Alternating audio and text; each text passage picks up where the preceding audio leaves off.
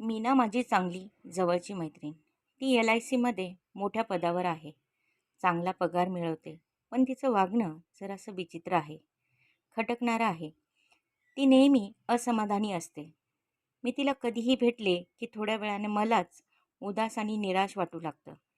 जणू काही तिच्या ठायी असलेलं नैराश्य तिच्या सहवासात येणाऱ्यांनाही झाकोळून टाकतं. कोणत्याही विषयावर किंवा एखाद्या व्यक्तीबद्दल तिला चांगलं बोलताच येत नाही. जसं तिला जर कधी म्हटलं, "मीना, अगं राकेश शाळेत पहिला आला, तुला माहीत आहे का?"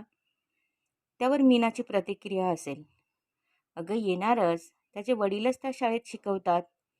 तिला जर कधी म्हटलं, "मीना, श्वेता काय सुंदर आहे नाही?" मीनाचं उत्तर पुन्हा आपलं नकारात्मक. "त्यात काय? तरुण वयात घोडंसुद्धा चांगलं दिसतं. सगळा वयाचा प्रश्न असतो.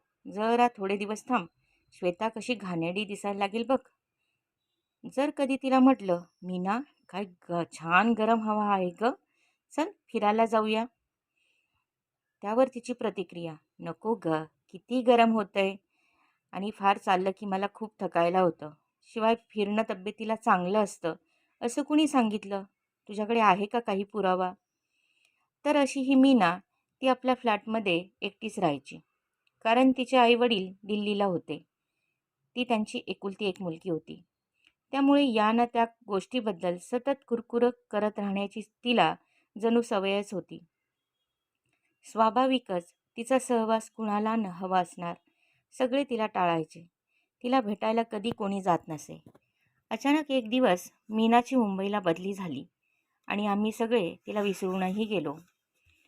अनेक वर्षांनंतर असंच एकदा मुंबईत फ्लोरा फाउंटनपाशी मी मुंबईच्या पावसात अडकले होते. मुसळधार पाऊस होता आणि माझ्याकडे छत्री पण नव्हती. मी अकबर अलीज डिपार्टमेंटल स्टोअरजवळ उभी होते. पाऊस थांबण्याची वाट बघत होते. अचानक मला मीना दिसली. माझी पहिली प्रतिक्रिया होती, आता इथून पळ काढावा. अगदी भर पावसात पण मला या मीनाची कुरकुर ऐकणं नको होतं. पण माझी सुटका इतक्या सहजपणे होणार नव्हती. कारण तिनं मला पाहिलं आणि जवळ येऊन प्रेमानं माझा हात पकडला. इतकंच नव्हे तर ती खूप आनंदात आणि उत्साहात दिसत होती. "अगं, किती दिवसांनी भेटते आहेस? अशा जुन्या मैत्रिणी भेटल्या की किती छान वाटतं ना? पण तू इकडे काय करते आहेस?" "अगं, मी मुंबईला ऑफिसच्या कामासाठी आले होते." तसं मी तिला सांगितलं. "मग आज रात्री माझ्याकडेच राहा ना," ती मला म्हणाली. "आपण गप्पा मारू. जुन्या वाईन, जुनी मैत्री आणि जुन्या आठवणींचं मूल्य करता येत नाही गं." आता माझ्या कानांवर विश्वास बसेना. ही खरंच तीच मीना होती का? मी स्वतःलाच हळूच एक चिमटा काढला. मी स्वप्नात तर नक्कीच नव्हते. मीना इथे माझ्यासमोर खरोखरच उभी होती. माझा हात घट्ट धरून हसत मुखाने आणि हो, खुशीत दिसत होती. बंगलोरमधील तिच्या 3 वर्षाच्या वास्तव्यात तिला इतकं आनंदानं हसताना मी कधीच पाहिलं नव्हतं. तिच्या डोक्यात काही पांढऱ्या पट्या चमकत होत्या. त्या पाहिल्या आणि आता मला खरंच जाणीव झाली. आपल्याला भेटून खूप वर्ष लोटली आहेत. तिच्या चेहऱ्यावर थोड्या सुरकुत्या उमटल्या होत्या. पण खरं तर ती पूर्वीपेक्षा आता खूप सुंदर आणि कितीतरी आकर्षक दिसत होती.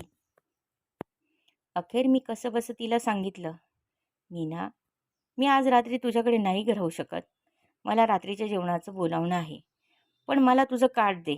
मी नंतर नक्की तुझ्याशी संपर्क साधीन." मीनाच्या चेहऱ्यावर क्षणभर निराशा पसरली. मग ती म्हणाली, "बरं, निदान कुठेतरी बसून चहा तरी घेऊ." "पण मीना, केवढा पाऊस पडतोय." "पडला तर पडू दे गं. आपण आधी एक छत्री विकत घेऊ आणि मग ग्रँड हॉटेलमध्ये जाऊया." "पण या पावसात टॅक्सी तरी कशी मिळणार?" मी कुरकुर करत म्हणाले. "अगं, मग काय झालं? आपण चालत जाऊया की." मी आश्चर्याने आता थक्क झाले. मला माहीत असलेली मीना ती ही नव्हतीच. आज ती काय वाटेल ती तडजोड करायला तयार होती. अखेर चिंब भिजलेल्या अवस्थेत आम्ही ग्रँड हॉटेलमध्ये पोहोचलो. मीनासारख्या सतत नकारात्मक विचार करायचा स्वभाव असणाऱ्या व्यक्तीमध्ये हा एवढा मोठा सकारात्मक बदल कशामुळे घडून आला हे जाणून घेण्याची उत्कंठा आता मात्र माझी शिगेला पोचली होती. "मीना, एक सांग, तुला कुणी राजकुमार वगैरे भेटला की काय? तुझ्यात हा एवढा कुणी बदल घडवून आणला? माझा प्रश्न ऐकून मीनाला आश्चर्य वाटलं. "हे ग, असं कोणीही नाहीये," ती म्हणाली. "मग तुझ्या या सळसळत्या उत्साहाचं रहस्य तरी काय?" मी अगदी जाहिरातीतल्या तेंडुलकर सारखं तिला विचारलं. ती हसून म्हणाली, "अगं, एका भिकाऱ्यानं माझं आयुष्य बदलून टाकलं." ते ऐकून मी हतबद्धच झाले. तिलाही ते जाणवलं आणि ती परत म्हणाली, "हो ना, भिकाऱ्यानं." ती परत जणू काही मला धीर दिल्यासारखी म्हणाली.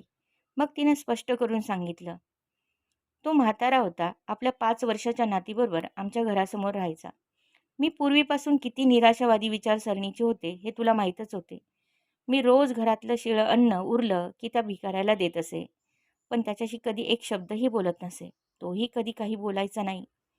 असाच पावसाळ्याचा दिवस होता. मुसळधार पाऊस पडत होता. मी बेडरूमच्या खिडकीत उभी राहून पावसाला उगाचच शिव्याशाप देत होते. खरं तर मी त्या पावसात भिजत सुद्धा नव्हते. मला इतकं चिडायचं काही कारण नव्हतं. तरी त्या दिवशी मला रोजच्यासारखं त्या भिकाऱ्याला आणि त्याच्या नातीला शिळं अन्न द्यायला जमलं नाही. त्यांना त्या दिवशी नक्कीच उपवास घडला असणार, असं मला वाटलं. पण तरीही माझ्या खिडकीतून मला जे काही दृश्य पाहायला मिळालं, त्यानं मी खूप थक्क झाले. रस्त्यावर खूप गर्दी नसल्यामुळे तो भिकारी रस्त्यातच आपल्या नातीशी खेळत होता.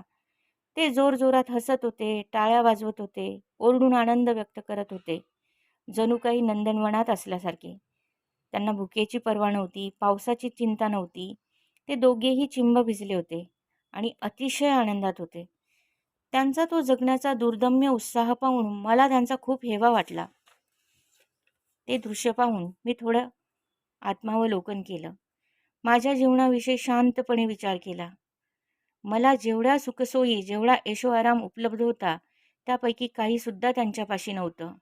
पण त्यांच्यापाशी एकच अशी महत्त्वाची गोष्ट होती, जी माझ्याकडे नव्हती. आयुष्य जसं असेल ते सुखासमाधानानं जगण्याची वृत्ती त्यांच्यापाशी होती. मला मात्र माझी आता स्वतःची लाज वाटली. माझ्याकडे काय काय आहे आणि काय काय नाही याची मी यादी बनवण्यास सुरुवात केली. अनेक माणसांच्या कल्पनेतही येणार नाही अशा कितीतरी गोष्टी माझ्याकडे होत्या आणि त्याबद्दल खरं तर मला कृतज्ञता वाटायला हवी होती. त्या भिकाऱ्याचा आदर्श डोळ्यासमोर ठेवून त्या दिवसापासून मी माझा जीवनविषयक दृष्टिकोन पूर्णपणे बदलायचं ठरवलं. मीनाचं बोलणं संपल्यावर काही क्षण शांतता पसरली. त्यानंतर मीच शांततेचा भंग करत विचारलं, "तुला असं बदलायला किती वेळ लागला गं?" त्यावर ती म्हणाली, "ही जाणीव झाल्यानंतर आमूलाग्र बदलण्यास 2 वर्ष लागली. पण आता कशानेही फरक पडणार नाही. मी आता नेहमीच आनंदात असते. अगदी छोट्या छोट्या गोष्टीत आता मी आनंद शोधते. प्रत्येक परिस्थितीतून, प्रत्येक व्यक्तीच्या ठायी मला फक्त आनंद दिसतो." "बरं मग, तू त्या तुझ्या गुरुला काही गुरुदक्षिणा दिलीस की नाही?" मी तिला विचारलं. "नाही गं. दुर्दैवानं माझ्यात हे परिवर्तन पूर्णतया घडून आलं तोपर्यंत तो भिकारी वारला होता." पण त्याच्याविषयीचा आदरभाव व्यक्त करण्याचा एक मार्ग म्हणून मी त्याच्या नातीला स्वखर्चानं बोर्डिंग स्कूलमध्ये दाखल केलं आहे. आता मात्र मी तिच्याकडे फक्त स्तब्धपणे पाहत होती आणि मीनाच्या बदललेल्या रूपानं मला खरंच वेगळाच दृष्टिकोन दिला होता.